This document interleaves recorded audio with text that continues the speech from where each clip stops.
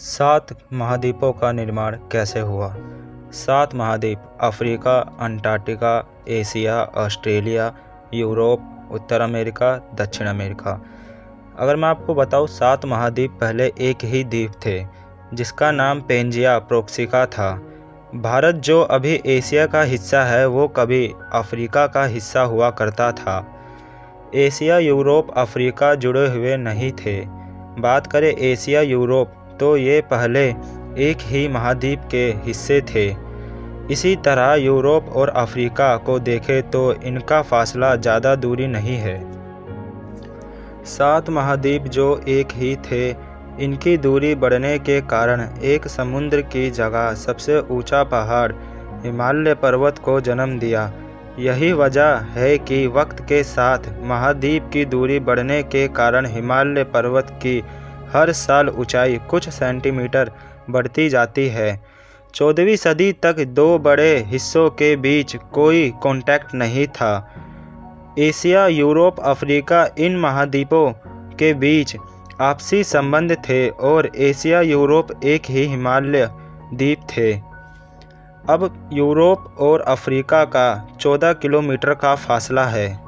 Dutch नागरिक Abraham अर्टगल एक ऐसे इंसान थे जो मशहूर नक्शे बनाने वालों में से थे। 1564 में इन्होंने पहला नक्शा बनाया था। 1570 थियारस ऑर्बिस टेररम नाम का एक नक्शा बनाया था। ये दुनिया का पहला नक्शा था जिन्होंने महाद्वीपों को नक्शों में जगह दी थी। 1596 में अब्राहम ने नक्शों में देखा कि कई महाद्वीप एक ही महाद्वीप से बनते हैं। पजल की तरह जोड़े तो ये महाद्वीप एक ही महाद्वीप बनता है। परंतु उनकी थ्योरी ये थी कि ये महाद्वीप एक ही हो और बड़ा भूकंप आने के कारण अलग अलग हो गए हो। थ्योरी ज़्यादा बढ़ती परंतु 1598 में उनकी मृत्यु हो गई। परंतु उनकी थ्योरी को कोई जाने आगे बढ़ाने की कोशिश करे परंतु आगे नहीं बढ़ा पाए। सन 1880 में अल्फ्रेड वेगनर ने अब्राहम की थ्योरी को आगे बढ़ाया। 1911 में उन्होंने एक पेपर पब्लिश किया। उसी पेपर में अब्राहम की थ्योरी को आगे बढ़ाया। वेगनर ने बताया है कि सभी अलग अलग हिस्से एक पजल की तरह है।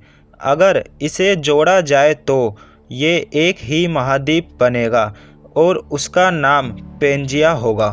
1915 में वेगनर ने किताब लिखी। उन्होंने किताब में बताया है परंतु वैज्ञानिकों ने उनकी थ्योरी को पुख्ता नहीं कर पाए। 1950 में टेक्नोलॉजी आई और वेगनर की थ्योरी को साबित किया। टेक्नोलॉजी का नाम मैग्नेट सर्वे था जो कि ज़मीन के नीचे क्या है क्या नहीं ये पता करने का काम करती थी। और जो थ्योरी निकल कर आई उसका नाम प्लेट टेक्टोनिक्स था। प्लेट टेक्टोनिक्स का कहना है कि पृथ्वी पर कई ज़मीन नीचे है, कई ऊंची नीचे ज़मीनें हैं पर पानी भर गया है, वहाँ समुद्र बन गया है।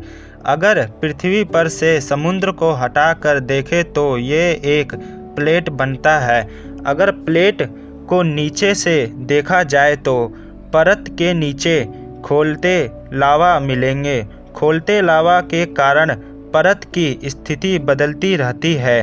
अगर प्रक्रिया तेजी से होती है तो इसका रिजल्ट भूकंप के रूप में आता है। रिसर्च में बताया है कि 13 करोड़ साल पहले ज़मीन पर एक ही टुकड़ा था, यानी कि एक ही महाद्वीप था जिसका नाम पेंजिया था। ये ज़मीन पर पहले 2 टुकड़ों में हुई, फिर 7 टुकड़ों में। इस तरह हमारे 7 महाद्वीपों का निर्माण हुआ। 7 महाद्वीपों के कारण हिमालय पर्वत का भी निर्माण हुआ।